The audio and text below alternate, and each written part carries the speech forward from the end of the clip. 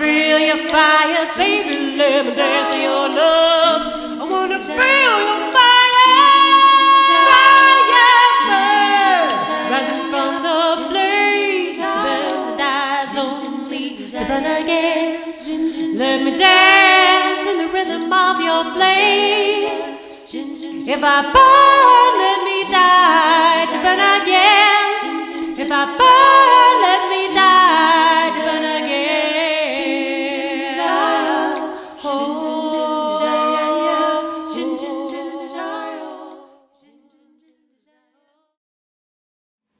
Welcome to Get Lit, and this is our fourth pre-recorded session.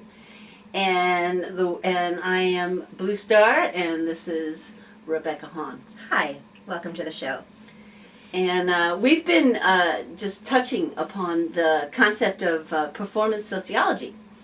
And when we reviewed our last pre-recorded video, we both noted that when we went into performance sociology at the end of that session, how much more relaxed we got. Yeah. It was almost as if we were more on, for the camera.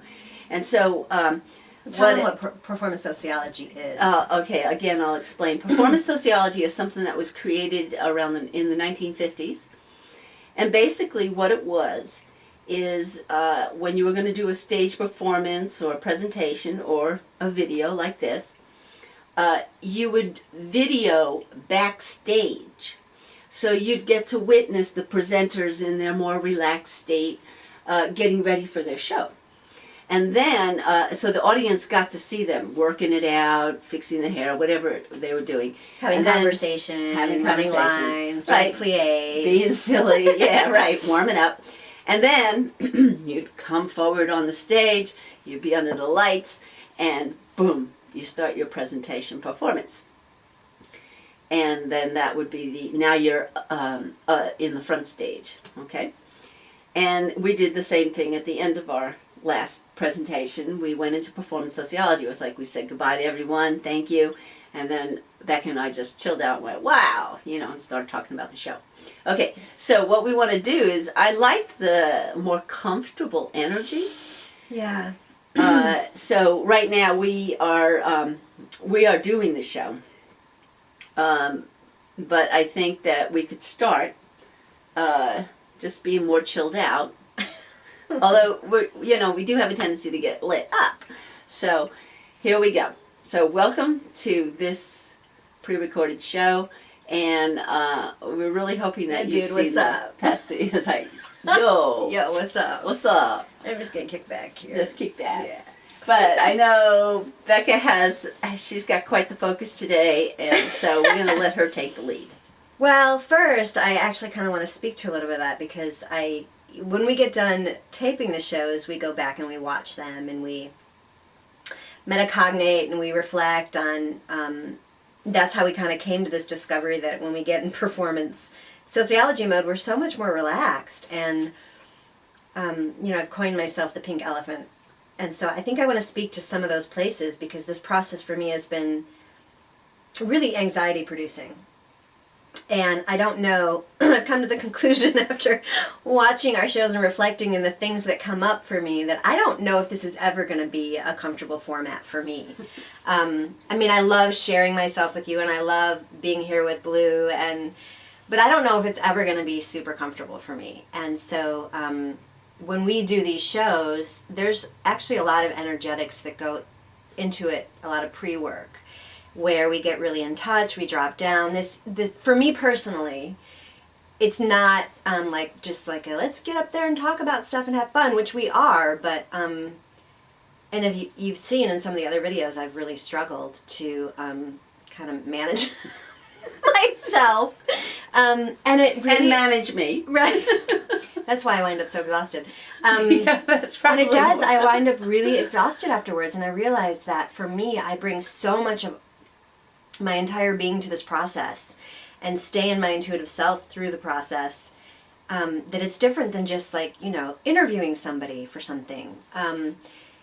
So I just want you all to know that for me, I bring 100,000% of myself to this process. And I Multidimensional. hope that you feel that, because it is a real struggle for me. And then the other part that's been a huge struggle for me, and I actually wrote a piece about it that's on my Facebook page, so you can friend me on Facebook and read the beginnings of that. But it's called The Tits That Ate New York. And it's about witnessing myself on film. And I've never had a huge amount of body issues. I've, been a dancer my life. I've performed. I've been pretty comfortable. But, I'm like 5'2", 115 pounds. And I get on screen here and I'm like this freaking Amazon woman. And it's so uncomfortable for me. And my face looks different and my body looks different. And, you're 7 inches taller than me, I think. And tall and lanky, which the camera loves so much more. And I look like 10 times more huge than you on camera. And it's been a real, huge mind muddle for me to wrap my brain around what I see visually. And I know it doesn't look like me in person, but so that's been a really huge struggle for me, coming to a place of comfort with that, because the other part is that I feel like this Amazon woman that comes out, I look so much bigger and taller and heavier, and what does that mean? Like, the universe is presenting me with something to get right with. Whether I actually look like that in person or not isn't the point. It's this idea of this, maybe it's just a big energy that I have to get used to, or a powerful thing that I have to get used to, and then also looking at just integrating all those parts of myself. So I kind of wanted to just speak to that and kind of keep exploring that and let you guys know that this isn't easy for me, and this is a struggle for me, and I hate watching myself on the videos afterwards, which in the first broadcast I said I never have watched any video that's ever been taken of me. But we do get entertained by our own videos, we have to admit. And we're hoping that, if nothing else, you're entertained and you're hearing some real serious content at the same time laughing with us. Yeah, and I'm sure that's happening. I just know that I needed to speak to you all on this 4th video, because I am so appreciative that you're on this journey with us, that that I am still really struggling with it and finding my way and getting okay with it, and figuring it out. It's an exhausting process for me, and I love every moment of it, but I bring all of myself to it, all evidently 6'2", 180 pounds of it. So it's been a little bit of a trip for me. So I just wanted to put that out there. Okay, that's good. What were you going to say? I was just going to invite you to introduce the name of our show today. Yes. So I wanted to just keep the pink elephant re-emerging, but the title of today's show is The Law of Goya. I'll get to that in a minute, but I have some amazing PowerPoints for you, so get out your pens and your paper, because this is going to be a doozy. You're going to get so much information, and I'm going to refer back to our first broadcast. The messiness of entrepreneurship and creativity. Right, so if you haven't seen it yet, go back and watch that one too. But today's topic is about manifestation. See that word? That's what we're going to talk about today.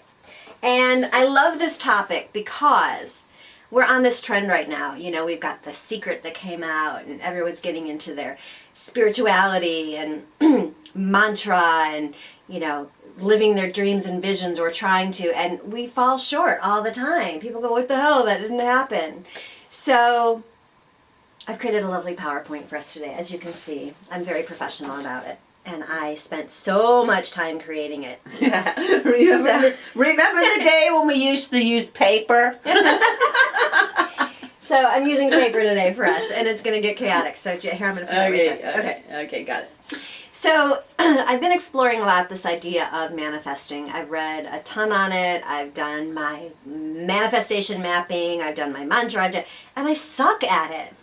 It's like, why the hell isn't that lining up? I just asked for something simple.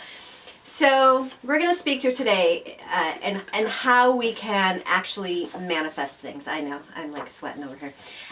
It's schwitzing. I'm schwitzing. For the show that's named Goya, this is called schwitzing. It's a nice Yiddish word. So I've been through the process of really sucking at it, and I've been through the process of being really powerful in it. And I'm a great manifester. I can do it instantaneously if I'm aligned. And I think the main point... Wait a minute. There's a contradiction here, and I love contradictions. Okay. You suck at manifesting, but I'm really good at manifesting. When I'm aligned. Oh, okay. So I've mapped myself in terms of when I manifest and when I don't. And it all goes back to this idea of getting clear, getting clean, and allowing myself to be in my creative process. And you have to go back and forth through it. Having faith, getting clear, getting clean. So we're going to talk about that today. And what the stopgaps are in it. Because everybody feels like it's our birthright, now that we've come out with books like The Secret, that, oh, here's the secret, I'm just going to do it. And it's our birthright to go, I call upon the divine to manifest prosperity. And you go open your eyes and you go, well, why the fuck isn't it here yet? Yeah. You know, but there's a practice involved. And I think that's what a lot of these methodologies don't speak to. And I'm going to speak a lot today to this really profound, complex law.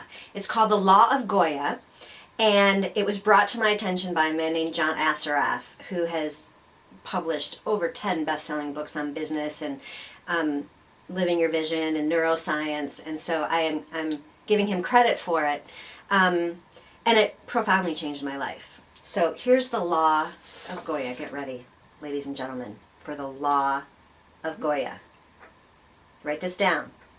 Get out your pens and papers. The Law of Goya is about mainly getting off your ass. Right? You cannot sit there and think that you're going to manifest something by dreaming about it or doing an intellectual masturbation on the mantra. It's in your mind, it's not in your body. So, we're going to talk about how to get off your ass. I just noticed something. Didn't you say the one who inspired you, his name was Assaraf? Assaraf. John Assaraf. Assaraf. Get off your Assaraf. It's like an Assaraf. I really hope I don't get sued for this. Okay. Yeah, right. What you're doing with this material. Oh, I know. I'm totally It's all right. We don't get bastardizing sued for it. nothing. He's actually quite brilliant, and he's one of the people who has really inspired me and taught me so much about business. So contact me if you want more information. I also want to apologize in advance in any of our videos for referencing anything that you don't reference. incorrectly, because I am not in that mind, which is why I say contact me and I'll give you references later, because I messed one up last time too. Okay, so the Law of Goya. Get off your ass and do something about it. Trust me, nothing else works. Okay, so how do we get off our ass and do something? Well, in the first broadcast, I talked a lot about sitting. And sitting is not necessarily creating some beautiful mantra and then repeating it in your head. And do you want to speak to that for just a moment? Yes. And then we'll speak to it more directly when I get to that. Okay. PowerPoint. Yeah. Crafty PowerPoint. I know. Okay.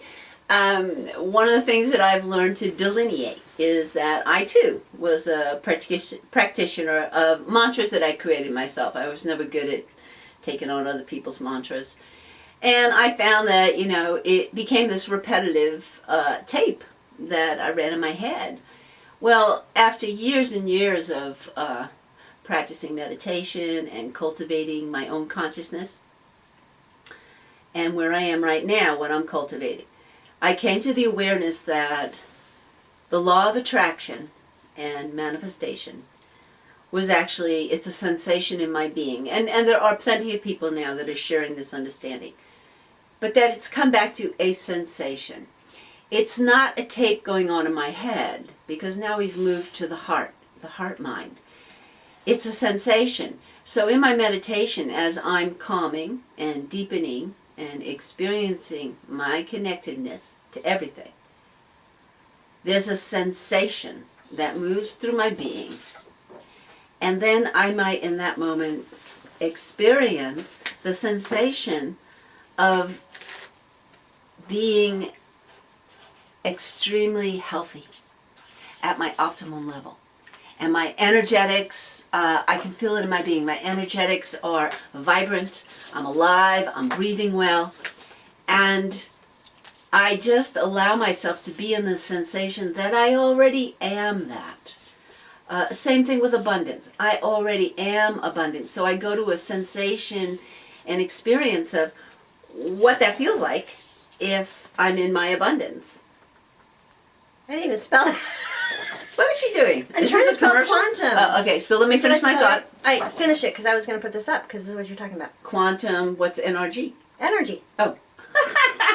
Okay, quantum energy. And so that brings us to the field. The quantum field is that there is a continual giving and receiving of the energetic field, and it's our mother. It's Sophia Gaia. It is the earth. She is continually listening to us and providing for us. And of course that comes back to sitting and allowing and receiving.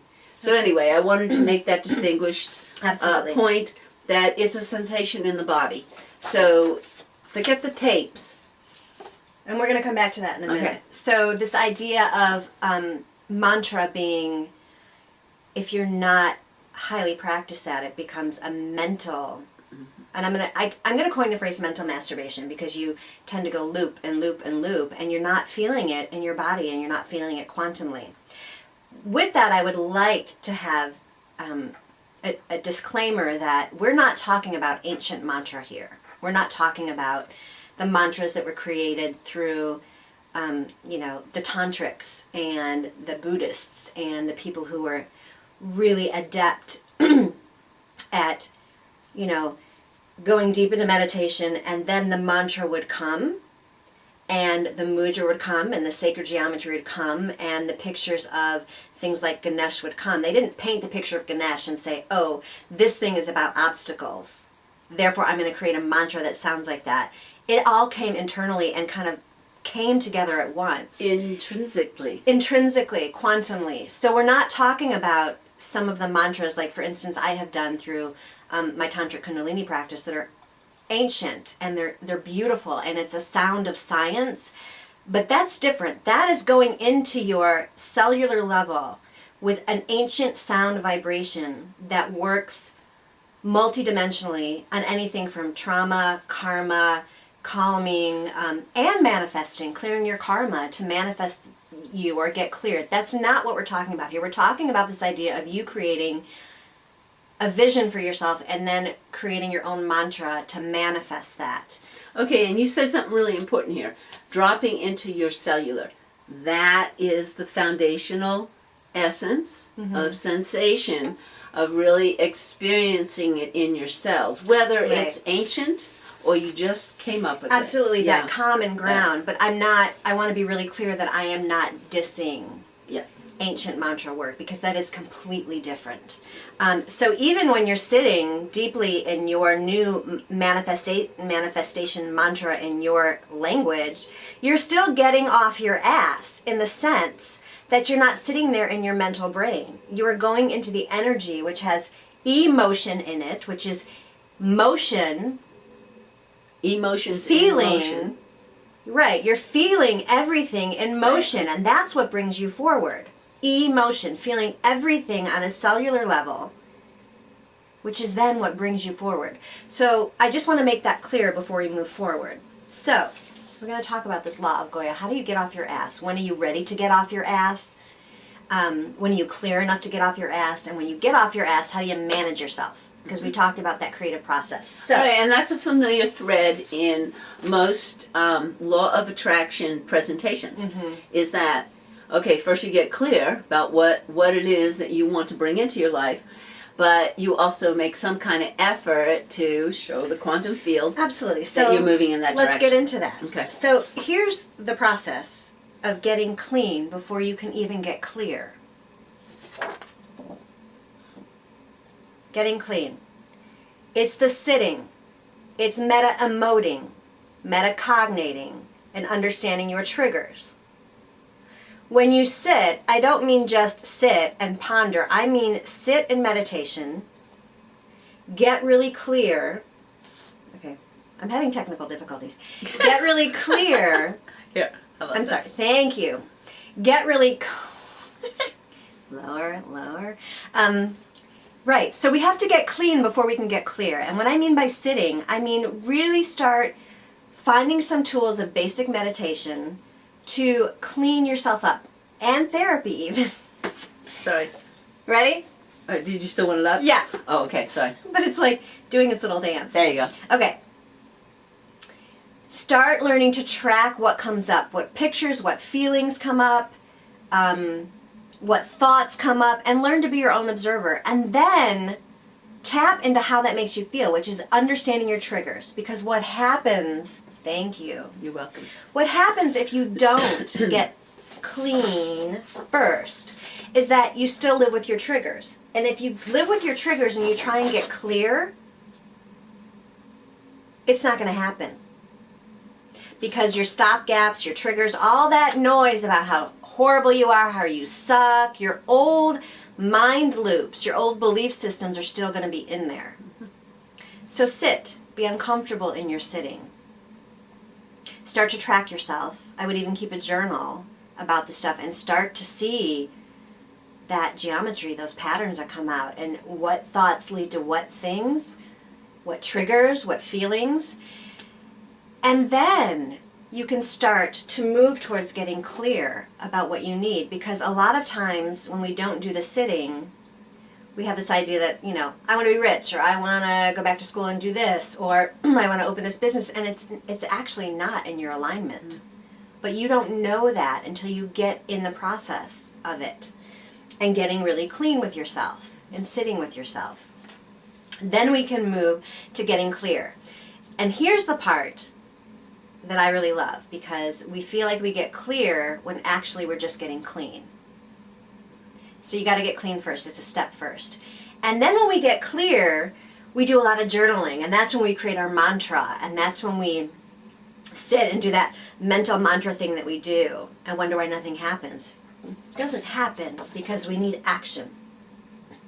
Because action leads to clarity.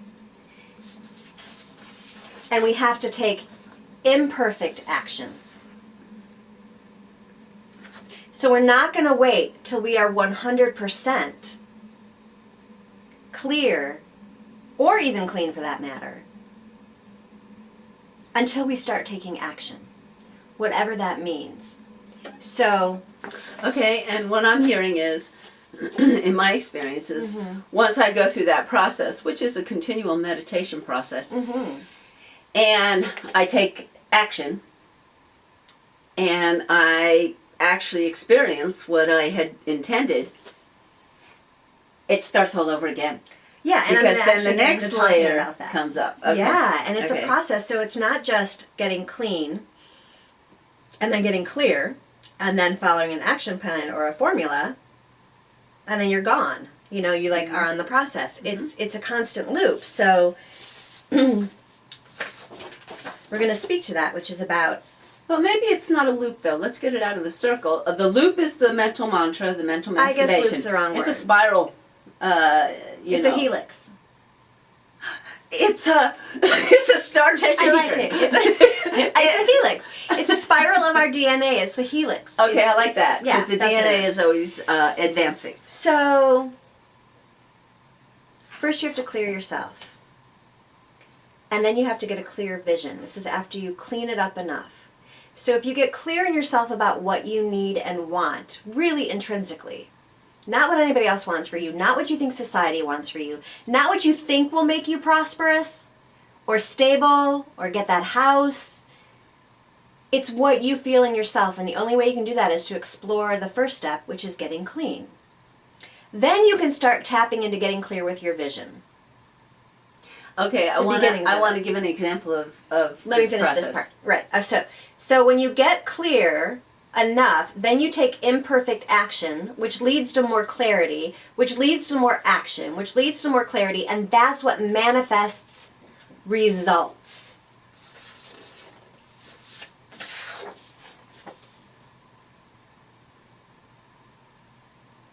Okay. Quantum energy. Okay, let me see if I can remember my thought. I wanted to give an example of, I know. The process. When we're creating our intentions, Right. one of the things that comes up pretty regularly is we come up against our beliefs. Yes. So let's say, for instance, okay, I'm going to enthuse, I have a new car.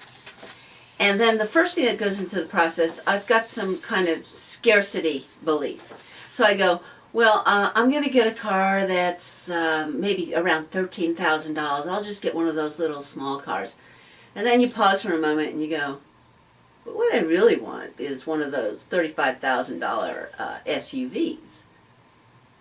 And there you are in the process of creating your affirmation, your intention or mantra, and you realize you have a belief in the way. So there, now you're kind of back. You have to clean up and clear.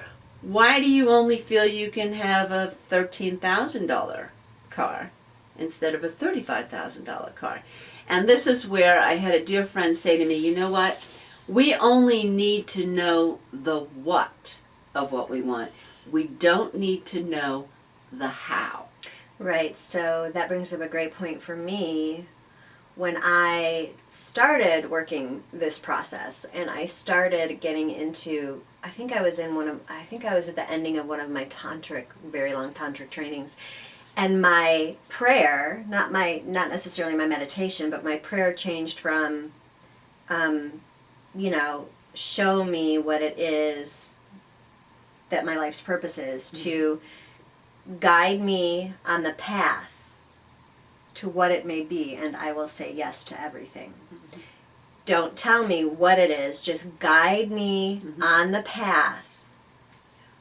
Give me guidance on my path to discover, and I will say yes to everything you give me. Mm-hmm. So that gets back to this idea of alignment, which we'll talk about in a minute, but since you're on the subject of what works and what doesn't in terms of this manifestation, I want to bring up this idea of mantras that work and mantras that... The old ways, they have sounds. We lost that frequency. That suck. Any tape that's running in your head, anything that's going to be something like, I am going to pay my bills. For one, this is like, mantra 101, manifestation 101. You don't say when or what you really desire. It's not in alignment with your heart. It's alignment with the external world. So... And your emotional body, because I want to point out another example. Have you ever gone, what was it? I'm going to pay my bills. I'm going to pay Have my you bills. ever gone, I'm going to pay my bills. I'm going to pay my bills. Well, what emotion are you getting from me? It's like, I'm anxious. It's going to happen. There's like almost a fear instead of, yeah, my bills are already paid. My bills are paid. In fact, I don't have any. So it brings up anxiety. It's a mental process. It's your emotional body that you're attaching to that It's society invocation. bound. There's something you said, though, just a few minutes ago. Value-based. And I don't want to get off the subject too much, but Yeah. you made a distinction between meditation and prayer. Yeah. So for me, and I've heard this from other people, that prayer is asking for guidance, specifically, which is, I think, more of a mantra. So it's like conversation with our inner self. No, Prayer? it's more about just begging. Oh my God! That's great. You're giving prayer a Prayer is whole begging. meeting. It's asking for the guidance. It's asking for what you desire. It's asking. People talk about prayer, and they pray for somebody Okay. who's been hurt, or they. Okay. And meditation for me is about getting really still, Dropping and quiet, into the sensation that and you have received. hearing the answers. All right. Thank you. That was Prayer is beautiful. asking, meditation is receiving the answers. That's nice. So you can do your meditation even. So it's almost like prayers are the dynamic masculine and meditation is the dynamic feminine of receiving. I have to give that more thought, but possibly. Yeah. So like for me, when I shifted that focus between setting goal-oriented intentions, whether it be prosperity or blissful happiness or whatever, and it shifted to just asking the divine to guide me on my path, and I will say yes to everything. That was about how this, so 7 years ago, and I began writing. And everything that I've written has been given a purpose on a later date that I did not know at the time. And I didn't really write for purpose, really, before that.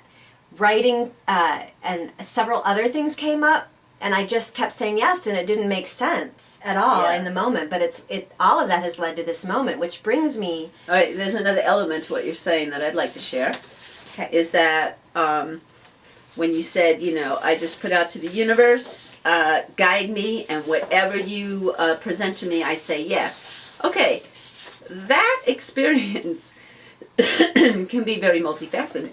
Yes. Because I think we have to be spiritually mature and recognize that when things occur, and this is just really something I'm seeing in my own life right now, more so than before, because I'm giving it such awareness, is that I trust, first of all, the universe is going to give me the guidance, and I am saying, I'm making that agreement with Mother and with Creator that, yes, I will accept everything you put before me. Well, sometimes the things that are put before us, we have to stay in a non-judgmental place. Because some of the things that are put before us, let's say you have a terrific project, it's going to require a lot of physical activity, a lot of motion, and you're going, you're going, thank you, Creator, thank you. And then all of a sudden, there's 2 days, your mind's empty, your body's tired, and all you want to do is sit and rest. And our mind starts going, but wait, I'm on my project. And it's like, there's that moment.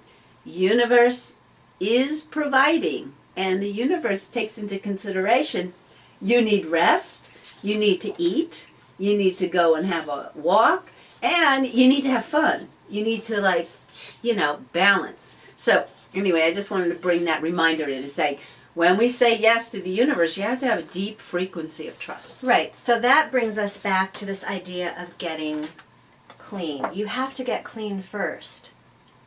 Because you have to know and trust that the universe will provide everything for you. And that you won't trigger in fear of it and stop the process from happening. Right. And again, you constantly have to come back to this. So my question to you is, right? I mean, Blue just spoke to it. The universe and the world is always in divine alignment. Are you? How many opportunities have you missed because you were not resonating in your core with the sacred timing of the universe? So you may have this belief system in your head that you can't manifest and that you're not that kind of person and that nothing ever works when you do it. But here's the deal. You had so many opportunities. You were just not resonating enough in that moment because you didn't go through this process of getting clean first and realizing and recognizing and having the internal structure to handle it. But that's okay because everything has divine timing. And that the opportunity will resurface again from the universe. It's not because it happened once and the timing happened once and you missed it because you weren't ready that you're never going to have the opportunity again. It's still in the quantum field. All you have to do is align with it and reach out to it from that heart-centered, cellular, quantum place in you and align and resonate, and it will still be there. It's in your field still. But in order to do that, we have to get clear. We have to follow the law of Goya, which means get off your ass and take imperfect action and keep that process going. Oh, come on, I have a fun thing to do here. All right? Which is this process. Yes. All right. All right. This message is really important. The world is always aligned. Are you? All right, I'm going to invite you. We're going to do an improv. All right? Just a simple improv. And we're going to do 3 times. Okay. we're going to play off of that sentence together. Now that might be not the most perfect sentence either because I wrote it really quickly Well, then while that's I was perfect. listening to you. It's so. imperfect, perfect. No, I love it. Okay, so let's just play off of that together. I want to look at it. Okay. Oh, okay. Can we hold it up for them instead? No, because I have to look at the words. Oh, okay. Divine alignment. The world is always aligned. Are you? Okay. Take Are one. ready? So the world. The world. Improv with me. Yeah. Okay. The world is always Ways. aligned. The world is always Weighs all aligned. with The world is always aligned. line. Are you? I'm all. Are you? I have a line. Are you? I'm aligned. And the world is Aligned aligned. with Are you. Are you in alignment? So that's. Thank you. You're welcome. Absolutely. go. So we have to understand that divine timing is always there. It's always in the quantum field. And we also have to understand that we resonate at a certain level by practicing this process of getting clear, getting clean, taking imperfect action, understanding our triggers. My PowerPoint's all a mess now. And going through that. That's just clearing our DNA. Thank you. Are you hearing that?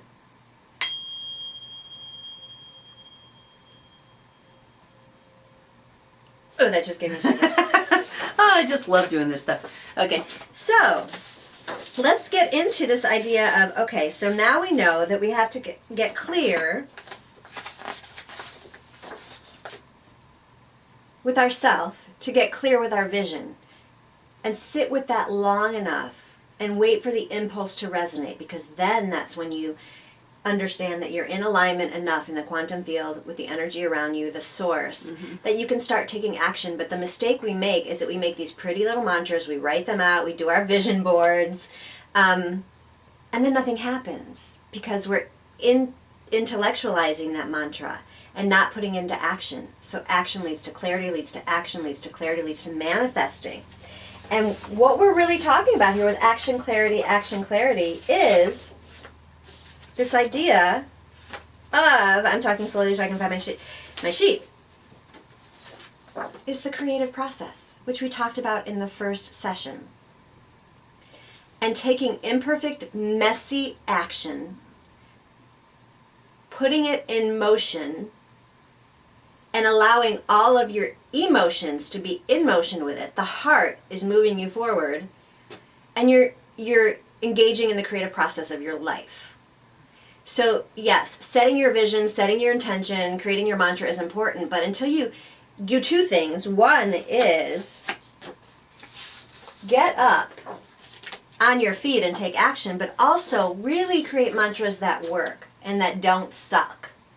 And you'll know it because you'll feel it in your heart, your body, and your energy. It might not even have words. You might just identify, as Blue said, the energetics behind what you really want. And then you sit in that energy, or you take action with the energy, meaning move it, get up and do something creative with it, and then bring it into the creative process of the goals that you want. So there's two action steps. One is the action internally in your body, where it resonates. That tells the universe that you are in divine alignment and you're ready for divine timing. Then you can bring it into the creative process and take imperfect action with it. And then you can go back through the process of doing this. You hit an incubation period, or you get into that black hole of creativity that we talked about. Then you go back to clearing and cleaning it up. And then stepping back into imperfect action. So let's talk a little bit about what that looks like. Okay. Okay?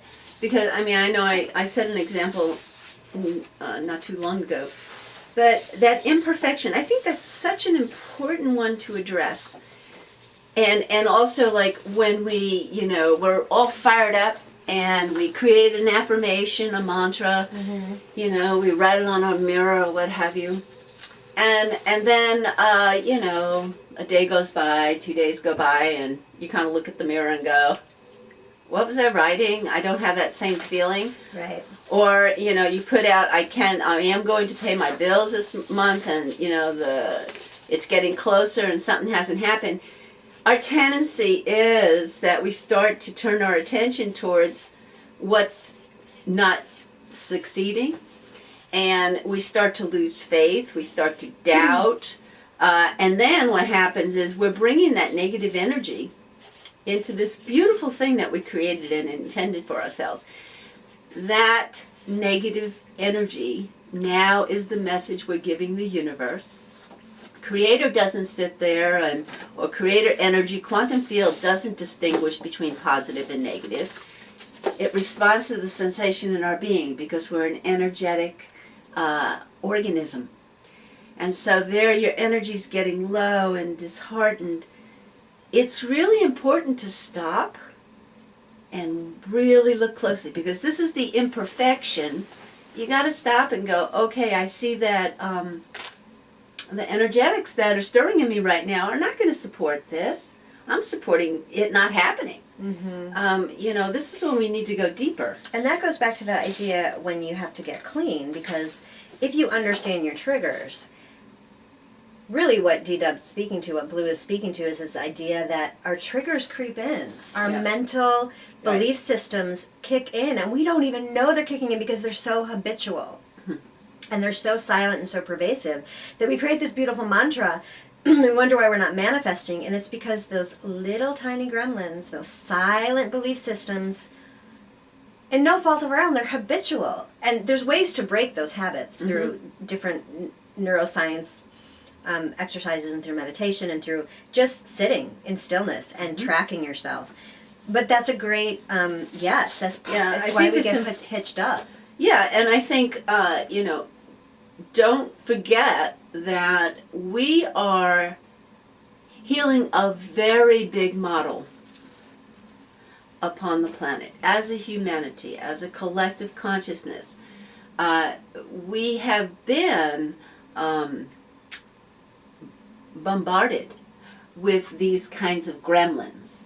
And they have snuck into our brains. We've been, we've gotten the same messages over and over, and it's like, it's going to take each one of us to really watch this and go, hey, I love my imperfection. In fact, I'm releasing this right now. And it's like, oh, there's that little gremlin again. Well, come on, sit on my lap. I love you, but you know what? We're just not going to go down that path. I mean, you're not alone, I think is what I'm trying to say. We're not alone in this dynamic. All of us continually have to look at when these gremlins appear. And we're all doing this same process in some shape, way, or form.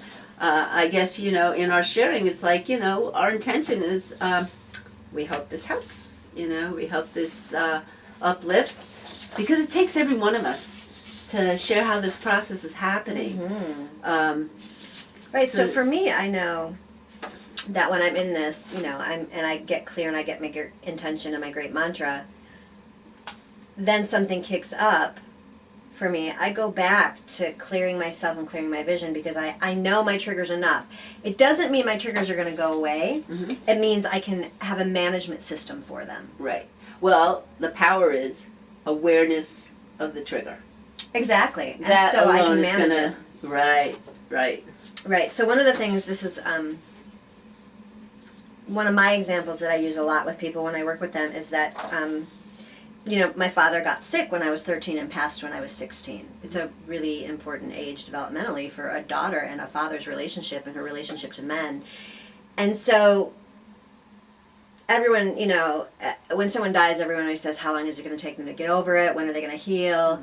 And I came to this, idea, many years of working around this, that it's not about healing it or getting over it, it's about transforming it. And for me, when I re-identified it as transformation and taking that experience and integrating into the richness of my life, it didn't become about the trauma of losing my father. It became about the richness of that. And one of my triggers for a long time, and still is, but I wasn't able to manage it, was this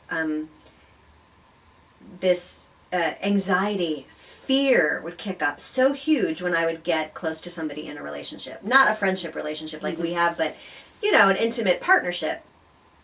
And I would run. And then I started realizing when I came to this idea of this transformation of my father's death that I always tried to get over that. I tried to fix that thing through mantra, through meditation, through the things I would do, and it would always wind up triggering me anyway. Because I wasn't putting in a management system for it, I was just trying to get rid of it. And so... Deny it. You were trying to put it in a compartment. I knew it was there. I was just not, I can't get rid of it. It imprinted me. It changed my DNA. It changed my emotional DNA. So instead I looked at it like, and this is the metaphor I used for it. So I am an emotional diabetic in terms of intimacy and connection, right? It doesn't mean I'm going to die from it. It just means I have to take different care of myself than someone who isn't a diabetic around deep connection and intimacy. So I know that if I'm going to be getting into a situation, if I've had long, amazing relationships, if I know that I'm getting to a place where I'm falling in love or the relationship is getting closer, then I take extra time to take care of myself. I eat a better emotional diet. Or if I know I'm getting into that situation, I will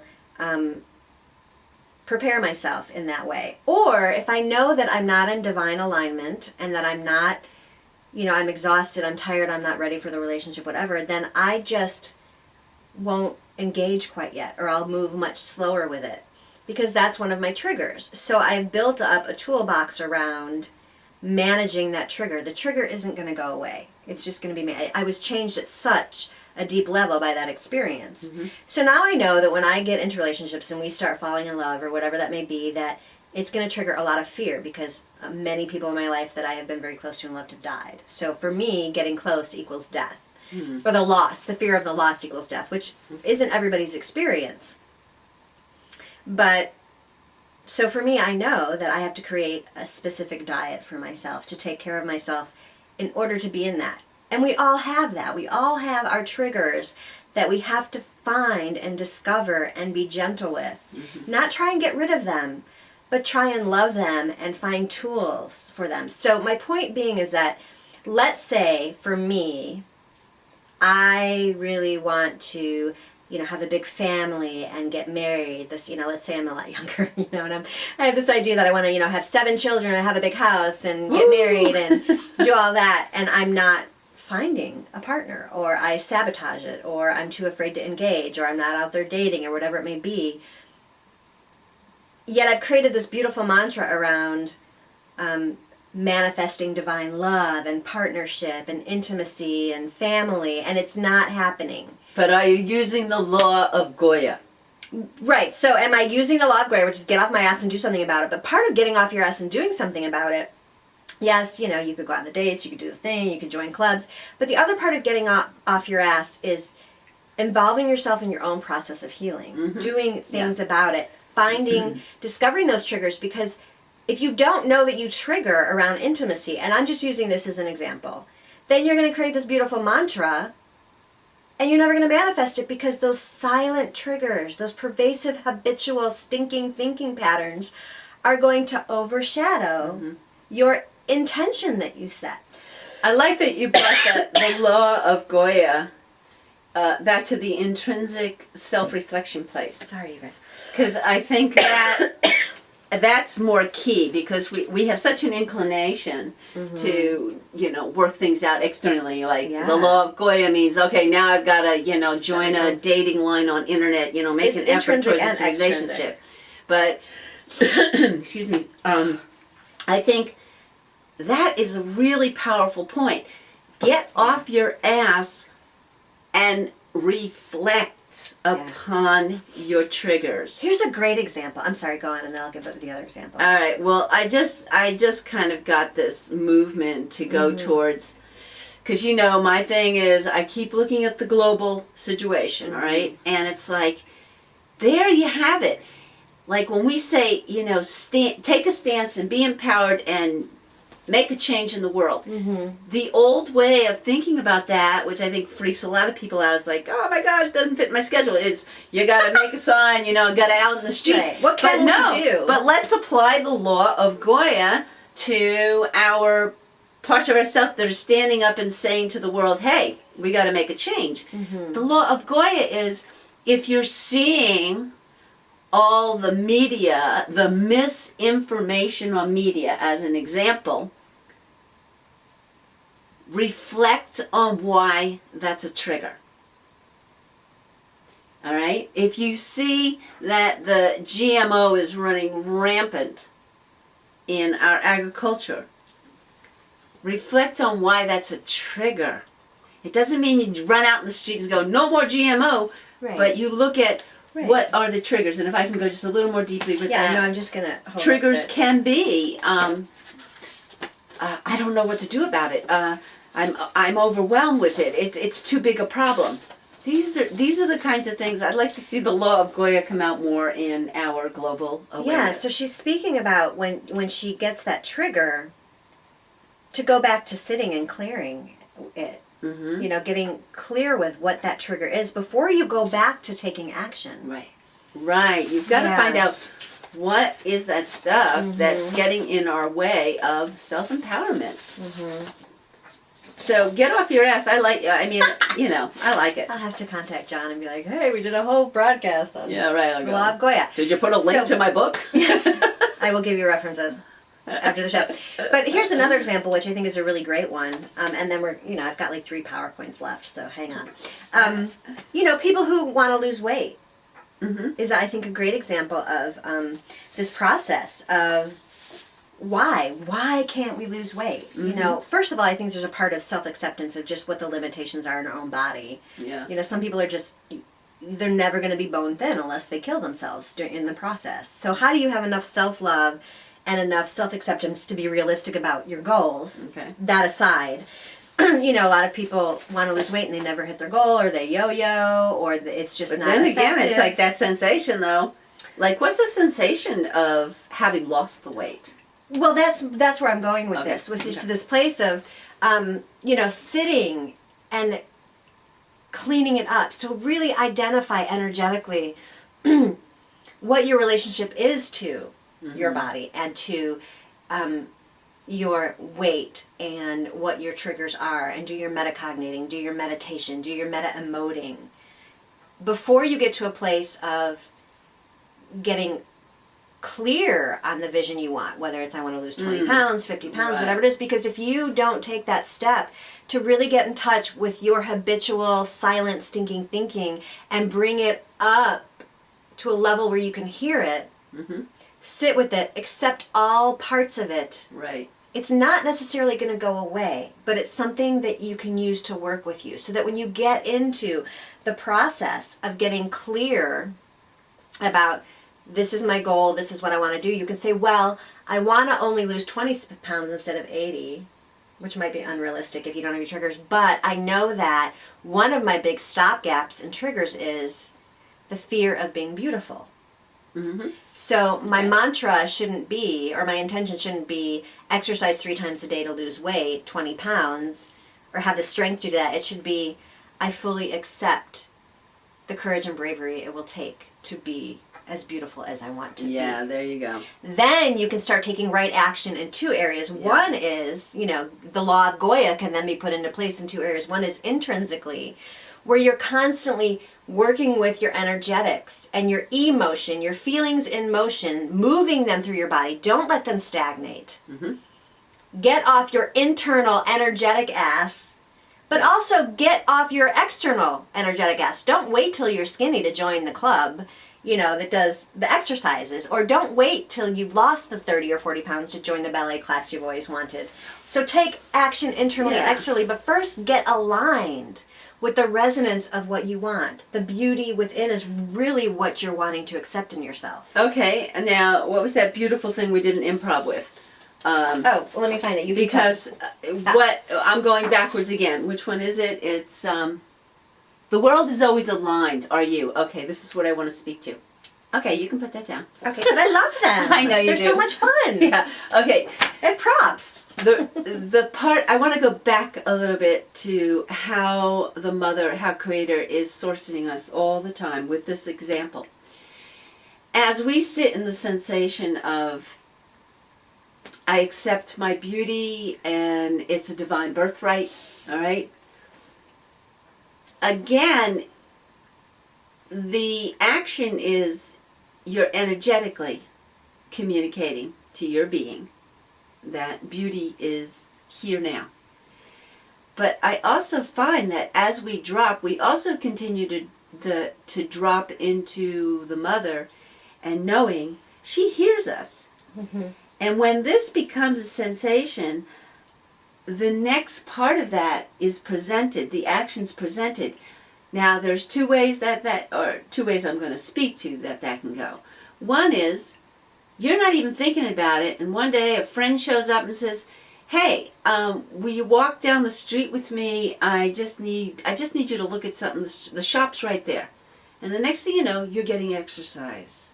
All right? You weren't thinking, "Oh, I got to go have exercise." Your friend just comes out of the blue and says, "Look, just walk down the block with me." Da da da da. You have exercise, okay? Now, the other part of it, when we go back to our inner technology and our inner empowerment, as you're in the sensation of knowing, the mother's heard your energetic acceptance of beauty, our DNA changes. Yeah, and then it starts to resonate. And the DNA starts to resonate. It already knows what you want. And the next thing you know, you haven't changed your diet. You haven't gone out and exercised. And that was But you just point. lost 10 pounds. Exactly, and that's my point, because Okay. the triggers and the baggage and the stinking thinking is what holds us. That's what keeps the weight on. Keeps the weight on, whether it's emotional weight, Exactly. physical weight, So, energetic weight. right, because I even saw an article not long ago, and this is the iTech, this is how I work, where sit in the sensation that you're working out, you've done 20 sit-ups, you've strengthened your muscles and bones, thinking it changes your DNA. Mm-hmm. Now, that's a big belief to... Well, and she's had a long time to practice. Yeah, this. I've been It's practicing that this. manifestation thing. Like she's manifesting this quantum change because she spent many years in this process that Right. we've been talking about. Right, and I'm studying it, and there's no question in my mind that my internals are absolutely transforming because of the sensations that I nurture and cultivate in my body. Yeah. So for those that, say, "I don't want to go to exercise class 3 times a week," I'm saying, you don't have to.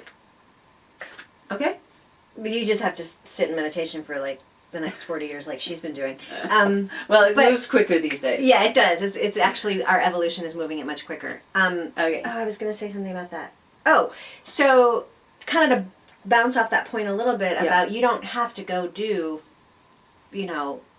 7-mile run every day to get thin. If you eventually want to get there, you should power yourself up and get there. But there's also this great, I learned it from a lot of the neuroscience stuff I do, that if taking any bit of action is better than taking no action. So, Right.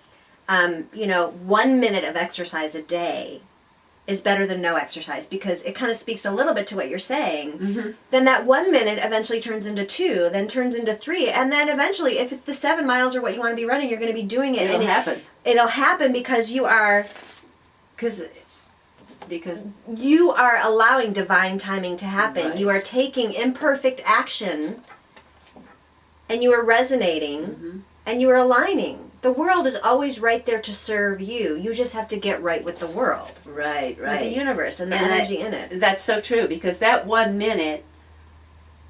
It's quantum. The universe doesn't know if it's right. a minute or not. Exactly. And the beauty of it is, again, it's trust, is that you already know you're holding a sensation of beauty Yeah. in your being. And the next thing you know, you're doing 2 minutes. Exactly.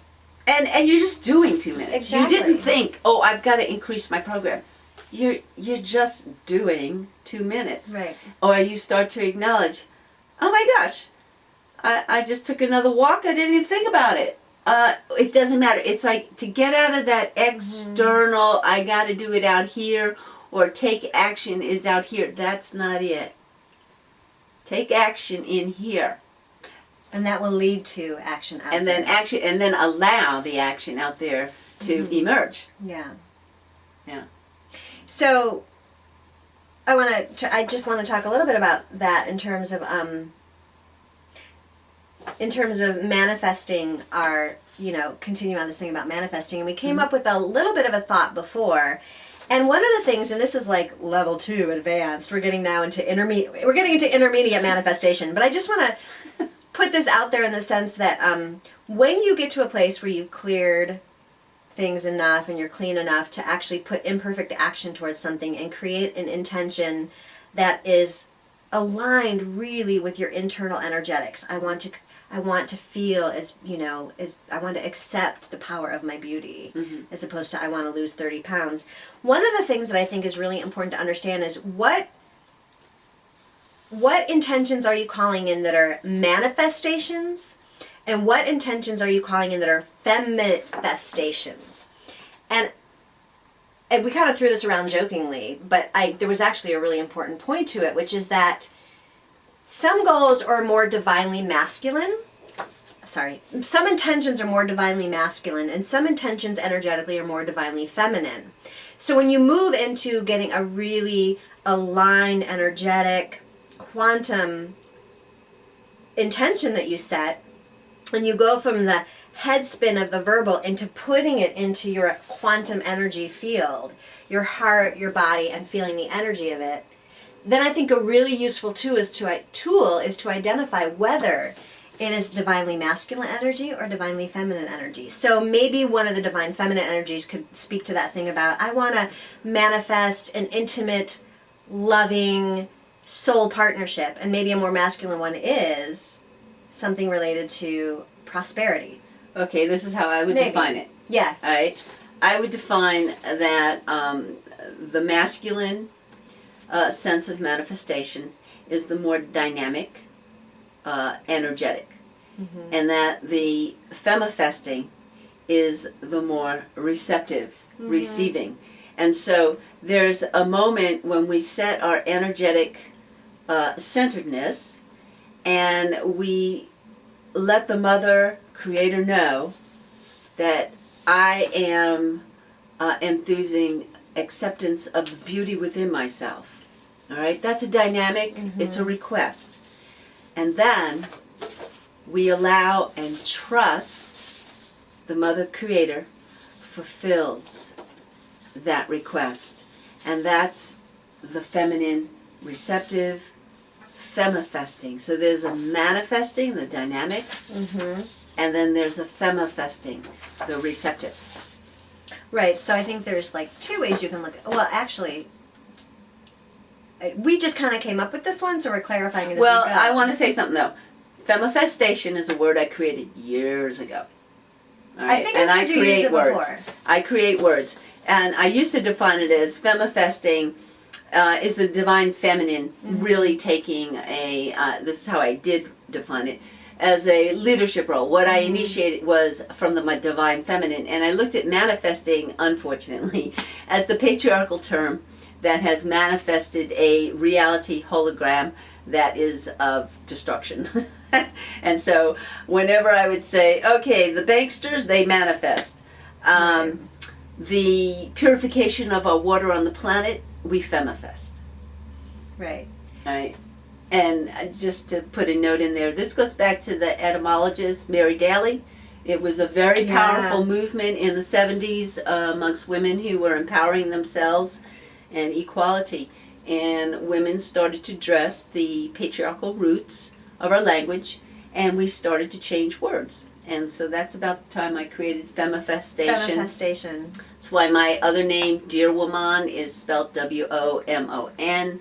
I like to use the word human, H-U-M-O-N. Take out the woman of man, not woman, not woman. Playing with words. Right, and you can actually do that when you're getting clear with your mantra and your intention. And then you can actually, then that vibration changes, and then you can bring it into your energetics. But I think for the purpose of today, I love the words she comes up with sometimes. The simple point I think I was trying to make, and I think you were too, is this idea of just taking it to the next level and examining what parts of what we're trying to set the intention to are the femifestation and what ones are the manifestation in terms of being divine masculine and feminine, because I think that will be really helpful as a tool in terms of your own energetics, when to call upon which ones to do what part of reaching your divine purpose. Nice. In that sense. Yeah. But we could do a whole show on the actual etymology of words and things like that, which would be really cool. We are an entire show for the rest of our infinite being. So we hope our family stays with us through this journey. Absolutely. Have you covered all your I don't know. Let's review. PowerPoint? Yes. So today we were talking about manifesting and manifestation and how to get there. So we introduced you to the law of Goya. I'm just having too much fun with these. Yeah, which is the get off your ass law, which means do something. And how we get there is to get clean first, understand our own processes, our own triggers, find some tools to deal with those so they don't sabotage your intentions when you set them. Write this down. We didn't cover this one, but I love this. And I was texting with an author friend of mine, Jane Fishman. She's amazing. She's an incredible writer. And we were on the phone one day at 6 in the morning. I was complaining that I had no ideas coming and nothing was manifesting. And she said, Rebecca, empty places bring great place. I wrote it wrong. Empty places bring great spaces. Here, fix No, wait, that. I need to fix it. Yeah, you have to fix it. This is what happens when I'm listening, talking, and reading. Spaces. Spaces. All right, write this down. Don't write that down. There you go. There we go. Empty spaces bring great places. And that is the sitting and having faith and trusting that great places will come eventually with divine timing. So, we talked about taking imperfect action. We get clear by taking action. We don't take action by getting clear. And it's a process of clearing ourselves, clearing our vision, getting clear on those. Taking action leads to clarity, leads to more action, which is that imperfect action, which is the creative process, which leads to more clarity. And then when we notice our triggers are overriding our clarity, then we go back to cleaning it up. And that's where we use the quantum energy, which leads us to manifesting the things that we want. Because we are in divine alignment. Oh, there it is again. And the world is always aligned. And if we're resonating quantumly in our core of what we want to manifest, then divine timing will always be available to us and we will never miss an opportunity. The end. The end. That's a wrap. We hope you're enjoying our shows, and please share and get it out there. Share it with your friends. And again, we invite you. We have a Facebook page, Get Link. Get Link. Oh, that's a new social network I'm creating. Get linked to our Get Lit page. And then Get Lit. I've done a bunch of writing, like the Tits That Ate New York piece that I mentioned, and you've done a lot of writing. So if you want to also friend us individually on Facebook, you may do that. Yep. And we're moving towards a few more social media platforms, but right now we're sticking with that. Right. Okay. Well, love you. Adore you. Get lit. Get lit. We'll see you next week. Yeah. Bye-bye.